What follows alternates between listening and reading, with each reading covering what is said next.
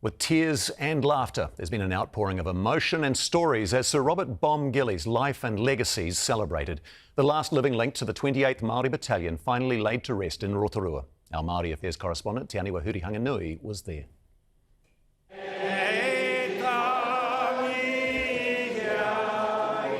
The main road into Ōhinemutu lined with mourners. Here to remember and to farewell a fallen soldier. Sir Bom's casket lifted onto a gun carriage for his final journey, the army at his side. During his service, Sir Bom's grandson said he wouldn't have wanted all the fuss. Korostangi was everything he didn't want, the honours, the tributes, the speeches, the poroaki that finished at 3 a.m. But that was him, humble, humorous, hard-working. But people need to stop telling the story about us just standing there while he was working on the roof. We weren't just doing nothing, we were going to catch him if he fell. Sir Bom didn't think he was worthy of the attention. His character is so funny because we're actually down here for the presentation of B Company medals. They gave him a beautiful taonga, you know, and it was a greenstone mere. And so he walked back and he said, "Buck, what am I going to do with this? Chuck it in the drawer and shut the door and never see it again," you know?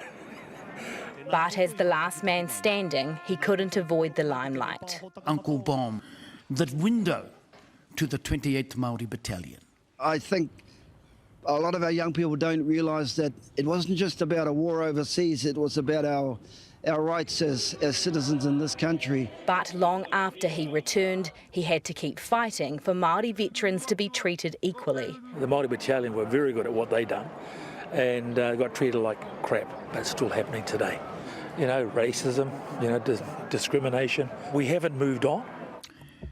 On the way to his final resting place, Sir Bom took one more journey through the pā, the Māori Battalion flag flying high. I remember about a decade ago when Tau Bom and a few of his mates were getting together, they said to each other, "Last man standing, put out the lights." That time's now come, a chapter closing on a piece of our history. And Te Aniwa is in Rotorua. Te Aniwa, it sounded like a special, genuine mix of sadness and humour at the send-off. Yes, Simon, today was really, really sad, but a beautiful way to end Sir Bom's tangi. As his casket was being driven out, it wasn't lost on anyone here that that would be the last time we would see a physical link to the 28th Māori Battalion. Over the last few days, there have been so many stories. Labour MP Willie Jackson told me how he had to physically drive to Sir Bom's house to convince him to accept the knighthood. The priest today talked about how he and his wife would come to this pā, walk around and hold hands in their later years like they were teenagers.